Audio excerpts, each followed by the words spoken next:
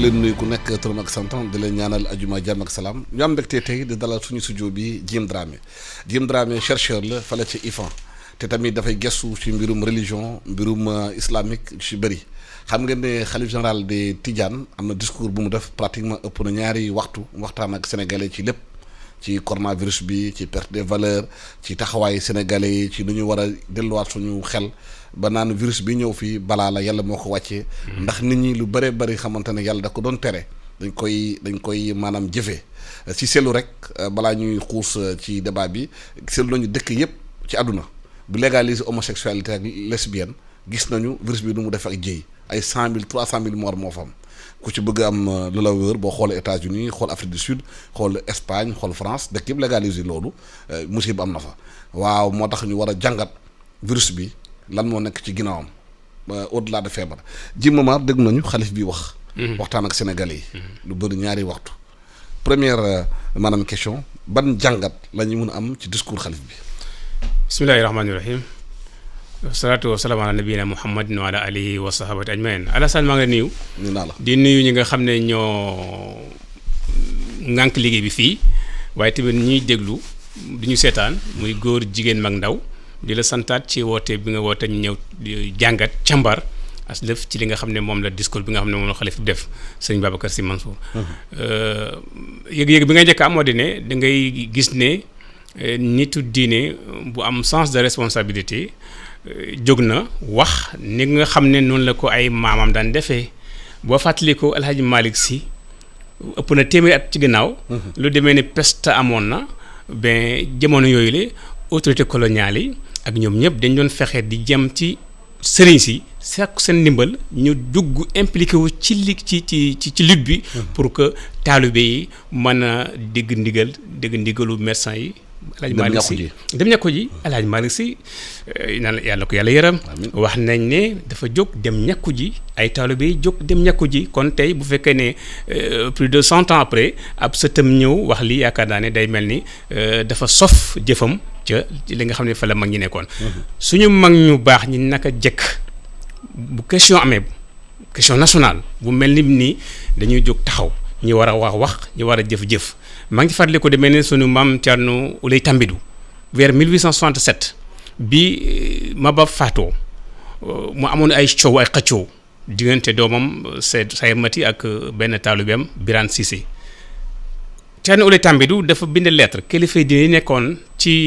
Sénégal yu siiw yi man am naa tur yi ne leen wax leen ci mbir mi nit ñaa ngi faatu ñu ngi lekk ay dëkk te lii baaxul ci réew mi kon kilifa ak diine yàgg naa jóg wax ci boo xam ne dafay indi jàmm day tax nit ñi mën a dund ci paix ci sécurité borom jaamal par exemple kii décédé en 1925 da daan am wax nañ ne bu am benn question bu am solo bu ko itteel bu ñu jullee ba pare bala ñuy jullee day wax ne bu ñu paree bu kenn dem xaar leen ma ci buntu jàkka ji bu ko defee ñëpp xaar ko ci buntu jàkka ji mu délivrer discours am wax taalibe yi topp ci donc kon li sëriñ Bay def nii yaakaar naa ne sentiment bi moo ci amoo di ne am na responsabilité xam na ne kilifa la xam na ne am na gannaaw xam ne am na li ñuy wax naan mas'uliya responsabilité boo xam ne bu dis war na wax ndax l'islam daf ñu jàngal ne dara bu xewee su fekkee ne mën nga ko dindi ak sa doole par force nga def ko su fekkee mënu ko ci wax nga wax su fekkee mënu ñaar yëpp nag nga naqal ko sa xol boobu moo ci gën a sauvé kon moom xëy na moom bi man moo di wax ak population yi wax ak taalibe yi wax ak parce que discours bi du rek ci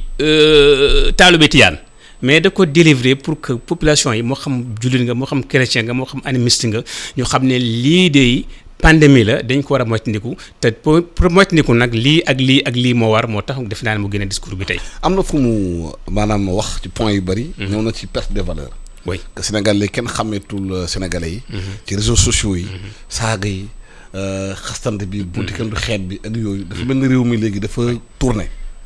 si fan yii bu dee yaa ngi topp Le Soleil fan yii parce que depuis lundi am na benn entretien bu ñu ma ciy génneel. benn nattaako Pape Omar Fall maa ngi koy nuyu. loolu fondamentalement dañu wax ci loolu ci wàllu perte de valeur maanaam fu mu nekk nii li ñuy tuddee jom kersa sutura ak yi nga xam ne dafa nekk ay valeurs yoo xam ne même l'islam da ko fekk fii au Sénégal suñu société yi suñu maam nekkoon ci avant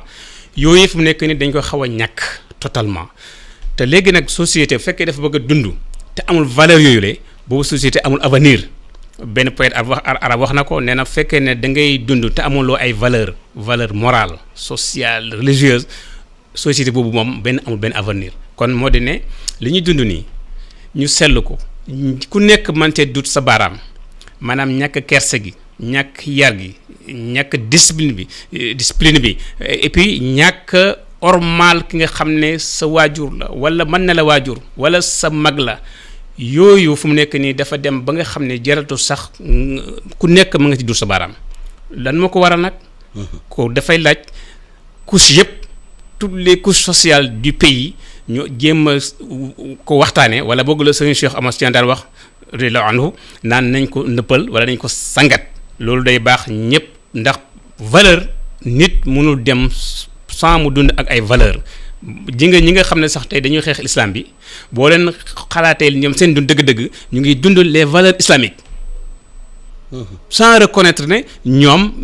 ay musulmans lañ waaye valeurs yi nga xam ne moom l'islam di wax yépp ci wàllu nga am maître de l'ordre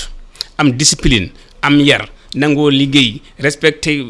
sa autorité quel que soit le camp de l'autorité moo xam mu nekk ci état moo xam ci diine ji moo xam ci nekk côté social bi yooyu yëpp fekkee ne amul léegi mënoo xalaat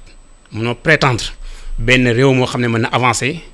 ci situation mel nii. waaw li jaaxal nañu mooy def nañu constat boobu. ñëpp constaté nañu Sénégal foo am constaté nga discipline amul. constaté xale yi respecté ñu mag yi. constaté nañu xale yi ci réseaux sociaux yi la neex ñu wax la neex comporté wu mais. ban action lañu def pour changer loolu lan moo tax ñu nekk ci constat rek. ñu ngi déplorer. waaye amuñu ay matuwaay yu ñu jël pour changer. man yaakaar naa ne ñaar mënul ñàkk moo tax bu njëkk moo de da ngay impliquer d'abord ñi nga xam ne les porteurs d'opinion les porteurs de voix ñi nga xam ne ay guide religieux lañu ñi nga xam ne moo xam musulman moo xam chrétien nga daal leen boole ci xeex bi. man wax naa ko bind naa ko dès le début de la pandémie wax naa ne faw ñu implique ci nitu diine yi ci xeex bii tax ko au début dañ naa gis ñu jël ay artistes ak ñeneen ak ay footballeurs di leen ci impliqué bàyyi nit ñooñ diine yi te loolu erreur la. da ngay war a njëkkee Sénégal gi kenn mënu fee réussir dara tant que doo ci boole nitu diine ji nga vers 1955 ca Senghor bi muy def tournée dem ba Fuuta seen gox ba. dafa jël ko demee ne Thierno Seydou Nourou Tall ànd ak moom parce que bëgg naa am dara te bu demee te àndul ak benn kilifa kàngam bu mag foofu du fa am dara léegi nag il a fallu que mu ànd ak Thierno Seydou Nourou Tall lii may wax sunu benn waajur Alhaji Cheikh Ndiong di doom ci Alhaji Baba Ndiong def naa ci moom benn article temps yi passé rek moo ma ko wax ne ma bi góor gi gaañu Alhaji Baba Ndiong mu ngi fekk Seydou Nourou Tall mu ngi ànd ak Senghor du def tournée fii ci Fouta donc état jamonoy colon yi naka jëkk dañuy ànd ak nitu diine donc fokk ñu boole nitu diine ci liggéey bi. ci lu mën doon. question bu mën doon nag. moo xam social moo xam économique moo xam ci wàllu njàngale mi même suñu programme bi ni ñu koy tabaxee ni sax dem na ci njuumte ndax dañu waroon boole nitu diine ñooñu diine ñu tabax programme boo xam ne day nekk un programme sénégalais boo xam ne dana former un sénégalais boo xam ne li ñu bëgg ci moom valeur dañ ko ci mooñaale mu màggale ko. waaye amul kon léegi da ngay dugal nitu diine dugal diine bul écarter diine ci dara. beneen ba moo di ne ñi nga xam ne ñoom lañ tànn teg leen ci kaw jox leen ay moyens ñu am mën a sanctionner légalement ñooñu léeg-léeg day am nga am fit am courage am courage politique doo wax ne lii su ma ko defee suma clientèle dootuma am ñu ma votel non maanaam question. intérêt national dafa war a primer surtout mu jëlal na sa ñàkk sa poste bi donc koy sanctionner s'il faut sanctionner. bu fekkee ne nag def na lu baax ben nga woo ko tatagal ko defal ko loo xam ne ñëpp dañ xam ne kii lim def ci lu baax moo tax waaye tamit bu jëlee sanctionné yu sanctionné donc ñaar ñi mun ñàkk. diine ji nit dinañu wax woo seeni taalibe ñi nga xam ne ñooy autorités yi ñoom tamit léeg-léeg bu fekkee jël na sanctionné. bu jëree jar na confiné fekkee jar na ne bu leen def lii ñu ku ko def nga xam ne yow fu mu nekk nii yaa ngi na nga nekk menace pour le pays pour la société ñu jëfante ko yow ba mu saf sàpp nga xam ne. wax sànq xalif bi nee na kilifa yi dañu war a mot kilifa. oui te ci waxtaanam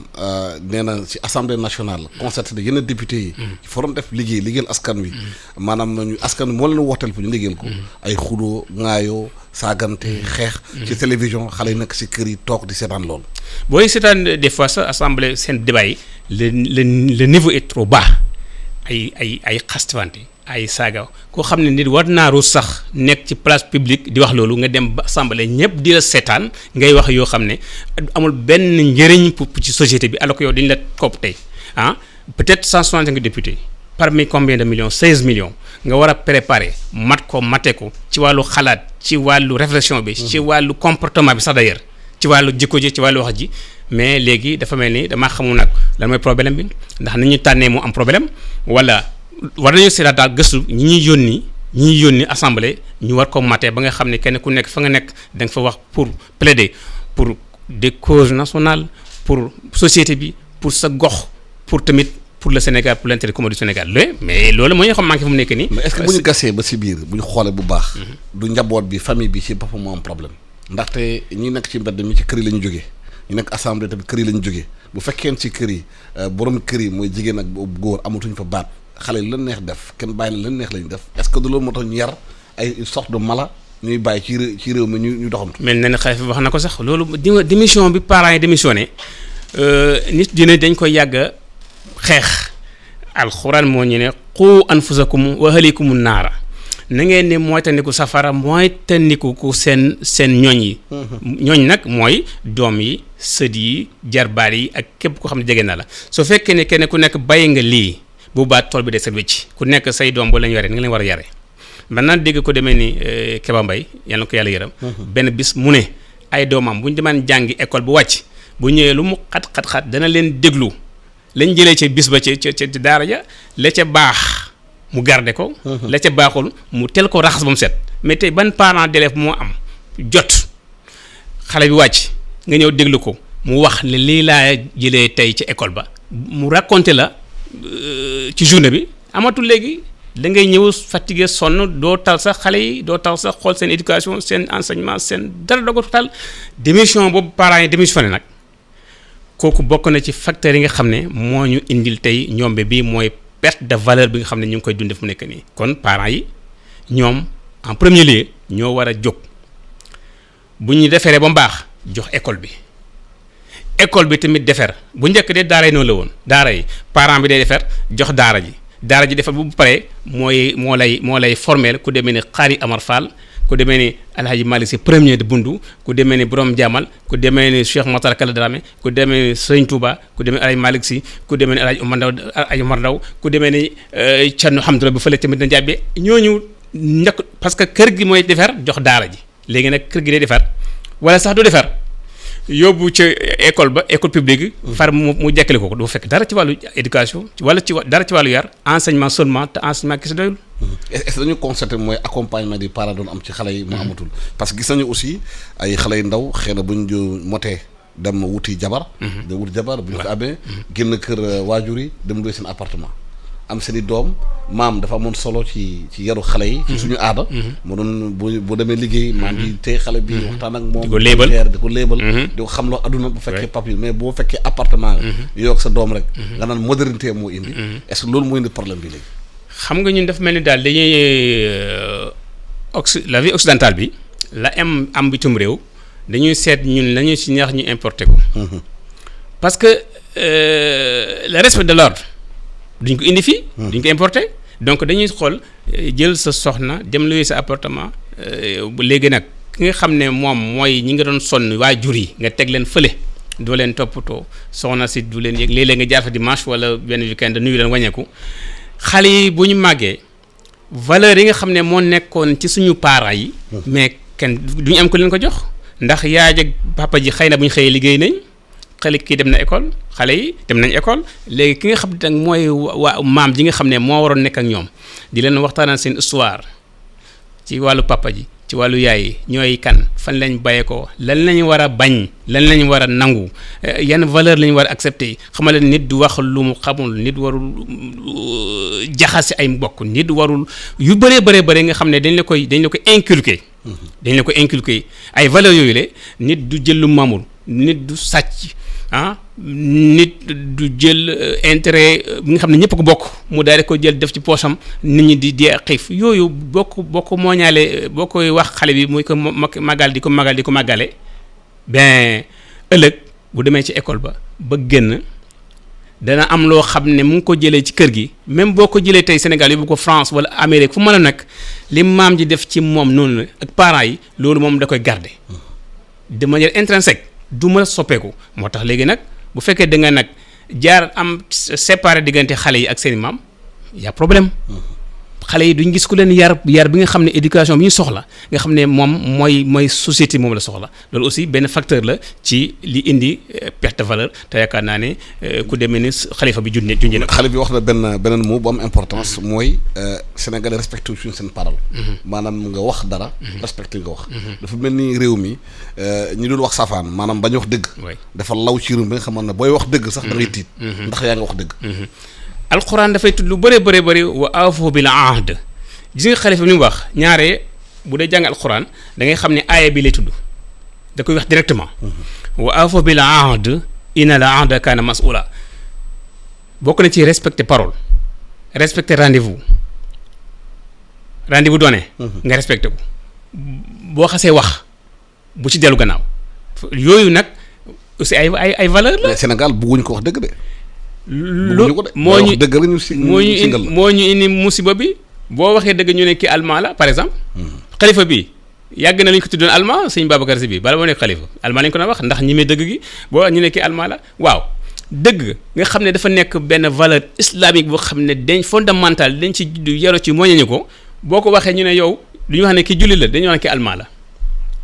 kon ñàkk a xam sa diine aussi day waral loolu la ñàkk am formation islamique wala religieuse sax ndax affaire sa parole nga wattu ko di ko garder loolu question boobu du rek affaire islam ak moo xam christianisme moo xam judaïsme ñoom ñëpp ndax ñetti religion révélée yooyu yëpp valeurs yi dañ koy respecter donc Sénégal léegi fu mu nekk nii mën nañ la wax ne am nañ benn manifestation boo xam ne à partir de 10 heures lay commencé mais nit ñi 11 heures la ñu ñëw. te ñëpp xam nañu 11 heures la ñu commencé boo ñëwee 10 heures yow yi am yow mi bëgg yow mi sonn yow bëgg respecter rendez-vous bi te loolu war nekk waru am dañu waroon a fexe ba nga xam ne léegi nit ki lu wax du ci dellu gannaaw loolu nag li tax mu koy man mooy ca maam ya ñu ko koy yar parents yi jël yar ko ci nekkoon ne attention nag ñun nag li fi ñu bokk xamuñu ku dul wax dëgg xamuñu ku jël xamuñu ku dul respecter rendez-vous xamuñu koy wax di ci dellu gannaaw xamuñu mu miin ko di ko ci noppu xale bi moo tax dafay nekk question boo xam ne moo xam sociologue yi moo xam ku nekk rek war nga cee mën a indi sa touche pour que ñu àndandoo tabax ay Sénégalais yoo xam ne ëllëg yii ñuy dund ñun ñoom yàlla dañ leen ci musal ba ñu ko dund. parce que dafa mel ni Sénégal dañoo am benn cofeel ñu dul wax dëgg c'est boo waxul dëgg nit ñi dañ lay gën a dëgg dem si yow parce que xëy li ngay wax moo neex seen xol. médiocrité boobu kenn waru ko favoriser parce que dem nañ waaye loolu tamit yaakaar naa dinañ ci jaar parce que ku demee ni yéen ngeen baal ma waaye. média bi tamit média yi tamit wax dëgg yàlla responsabilité média yi waaw am na nañ ko wax waaw média yi nañ jël seen responsabilité. ki nga xam ne discours am amul lenn lu mu njëriñ askan wi kooku waaye bu ko may buzz bu ko invité da nga koy ignorer totalement mais léegi da nga xam ne boo doon xool fu mu nekk ni daanaka média bi moo xam presse parler moo xam audiovisuel bi. réseaux sociaux yëpp daanaka suba ba ngoon ñi ci ëpp ñu leen seetaan mooy ñi nga xam ne boo xoolee seen discours dafa vide ci côté bu nekkate social religieux économique donc léegi nag boroom xam-xam bi nga xam ne moom xëy na ku demee ni par exemple Souleymane Mboup nga indi ko fii tey moo war a wax loo xam ne adduna bi yëpp am na renommée internationale ci wàllu médecine par exemple bu doon wax tey da nga xale duñ ko déglu nga jëlal rek benn xale buy mis bi rek xale ba nañ ko yendoo déglu suba ngoon waaw mais léegi nag donc question éducation bi dañu ñëwaat ñu xamal xale bi ne ko sa temps dafa fort waroo ko passé ci loo xam ne du am benn njëriñ. loolu nag faw xale bi xam ko xam ne soit suñu benn man question yi gëstu may def ci à travers le Sénégal. dañ lay wax ne sëriñ daara bi lii moo doon dundam soit yaa ngi fekk mu ngi jàngale wala mu ngi liir wala mu ngi bind wala mu ngi naafila. ñett yi waaw xoolal nag léegi suñu xale yi yeeg ñan nga ci fekk vraiment ñu jël seen ay livres yu baax di ko liir boole ko toppatoo seen njàng baax a baax toppatoo yar bi donc qualité yooyu suñu maam ñi amoon ba tax li ñu bind ñu mën ko bind xam nga ne ko demee El Hadj Malick par exemple ko demee Cheikh Ahmadou Bamba Mbacké li ñu bind xam-xam wala leen ko may jàng ba sonn am niveau bi jël nag def sacrifice di jàngale di yar nit ñi def tarbiya di bind bàyyi fi loolu nag mu nekk nii bu ñu deful ndànk danañ dem ba nga xam ne mbind sax dootu fi des. loolu Sénégal yi bëri Sénégal yi bëri déglu nañu xalif bi. est-ce que dégg nañ ko. est-ce que dégg na ko mooy question bu am solo ndax dégg nañ ko ndax xam nga Sénégal léeg-léeg nit dinañ wax danañ la déglu danañ la dégg des fois déglu la waaye dégg ba ciy des parce que dégg pour man mooy li nit ki wax li góor xalifa bi wax nga fexe yow ne à partir de ce vendredi bu neexee yàlla li mu wax ni danaa ko appliquer à la lettre pour loolu mooy dégg lislaam sax day loolu santaane c'est-à-dire bu nit waxee bu lislaam bu la sante nga jëf al amal nga travail c'est-à-dire nga appliquer ou bien la pratique nga appliquer li nga xam ne moom la sëriñ bi wax te sëriñ bi wax génnul diine njàngalem diine la indi fii waaye nag est-ce que ñi nga xam ne ñoo ko war a dégg appliquer ko ndax ñoom sax am nañ temps di ko suivre ndax am nañ xale yi tey attention xale yi ñu bëri fu nekk nii. jël seen temps 30 minutes 3 heures de temps di ko seetaan ci réseaux sociaux yi wala ci internet bi wala ci ay film moo leen gën a ñu toog ñaari waxtu wala 30 minutes képp di ko déglu ko suivre sëñ Babacar Sy wala xalifa bu Jaamal wala sëñ Mountakha Mbacké wala xalifa bu fële ca Podor la Cheikh Tidiane Diong yooyu aussi beneen liggéey la boo xam ne sëñ bi war nañ ci liggéey. ñëpp ci war jaaw nag rawatina presse bi ne ñu dimbale taxaw li ñuy liggéey ndax presse dafa nekk pouvoir bu am solo mën nga cee jaar yar mën nga jaar éduquer mën nga see jaar jubal benn population mën nga see jaar jàngale parce que émission dafa war a jàngale wala mu yar wala mu xamle informer journaliste nga du ma la jàngal dara waaye yii nag bu fekkee dafa manque ci émission bi war nañ ko xoolaat kon yaakaar naa ne war nañoo fexe lépp loo xam ne dana fexe xale yi mën a dégg discours bi mën ko jëfee du ñàkk nag benn yoo xam ne dañ ko jëfee ndax man ginnaaw xale yu bëri comme ni nga ko waxee sànq ci réseaux sociaux yi la ñu nekk duñ seetaan télévision duñ déglu sax rajo ban liggéey li ñu war def ci réew mi ci réseaux sociaux yi jëmale ko suñu xale yi voilà loolu nag liggéey boo xam ne yaakaar naa ne état da ci war a am responsabilité c'est état war na fexe ba nga xam ne mu am benn contrôle su fekkee mën na nekk su fekkee mën na ma nekk jéem a am contrôle bi nga xam ne li ci génn le contenu bi day nekk loo xam ne day jëriñ réew bi su fekkee ne am nañ moyen bloqué yenn yoo xam ne day yàq jikko yi yàq xale yi. loolu moom yaakaar naa kenn mënu ko ci àdduna bi. léegi mënatu nekk. kon nag su fekkee dañu liggéey ñun ci suñu kër yi ak suñu su fekkee mënatu nekk nag. continue ñu jël plan B mooy fexe ba nga xam ne léegi yar bi ñu def ko ci kër ga waaye tamit def ko ci école ba. man damay toujours di wax ne nañ góorgóorlu suñu programme bii ci école yi nañ ko tabaxaat. école publique. nañ ko tabaxaat nañ ko fexe ba nga xam ne li nga xam ne mooy diina ji daf ciy saf li nga xam ne mooy jikko da ciy saf moralité da ciy saf ba nga xam ne suñu kilifa yi dina fi nekkoon tamit seen jaar-jaar ñu dugal ko ci biir programme bi nit ñi jàng ko xam ne diw fii la jaar lii la jànkoonteel tey buñ jëloon tey misaal benn sëñ daara boo xam ne tubaab bi dañ ko sonal ci misaal mu ñëw. l'exemple de Sëriñ Tuubaa par exemple. mu ñëw ne baal naa ñëpp. Turaan la wax baal naa ñëpp mais loolu da nga ci xam ne kon nekk nit dafa war a pardonné. léegi xale bi bu jàngee loolu ëllëg loo ko def lu mer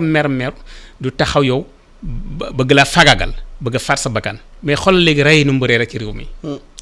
accident yi ci gën a bëri ñi nga xam ne ñooy topp di jàngat xam nañ ne. l'indiscipline ñàkk yar moo ko yore yow booy dewal ci tali bi tey gauche droite fu nekk ñu ngi lay romb boo waxee ñu tegale ci ay wax ju doy war donc loolu lépp nag ma waxoon yar bi sanction côté état bi ji nga ñaar yi tant que amul li fi nekk day gën di law waaye du ma sa wàññeeku yar bi parents yi école bi ak mbedd mi parents bi ak école bu ñu yaree ñëpp ñi dajee ci mbedd mi am même discipline bi suñu benn mbokk université lay jàngale nee na ma dafa am benn bi mu dem France jël benn sandwich lekk ba pare jël kii bi këyit bi sànni ko ci mbedd bi benn xale bu am 12 ans jox ci gannaawam jël ko dem for ko def ko ci benn poubelle lii moo ma ko nettali donc cela veut dire que ne quelquefois am na ay détails yu ñu bàyyi yoo xam ne xam nga kooku ci kër ga lañ ko mooñaale loolu ne ko waroo tilimal parce que ñoo ko bokk léegi nag Sénégal lan nga gis da ngay sa caaf sànni ci yaa ngi nekk ci oto boo xam ne di peut-être même 80 millions tux cigarette sànni ko ci mbedd mi jël caaf sànni ko ci cornet sànni ko ci mbedd mi mais kan moo mën a yar te léegi bu fekkee ne ñi war a wax mooy kilifay diine yi nitu diine yi bu ñu waxee ñu bëri ñi nga xam ne ñooy cible bi amuñu temps sax parce que tey bu doon xool discours bi boo ko def ñi ko suivre dëgg ay mag lañ. ñoo xam ne ñoom ci wàllu yar jeexal nañ. ci wàllu dund daanaka jeexal nañ xale yi nga xam ne ñoo toll peut-être ay adolescents am peut-être ay 16 ans jëm kaw ñooñu daanaka duñ ko déglu amuñ temps déglu ko dañuy defee ne lii daal c'est destiné au VR et au voilà dañu waar. waaw Djim Dramé maa ngi lay gërëm di la sant di fàttali auteur yow chercheur nga IFAN da nga spécialisé ci religion ak des questions islamiques ak questions aussi diine dina waxtaan ak yow ci analyse xalif général des Tidianes discours bu mu def di ko ñaax nit ñi delluwaat ci yàlla nekkaat ay nite ñu ngi lay gërëm di la sant di la ñaanal yéen ñëpp ajuma jàmm ak salaam.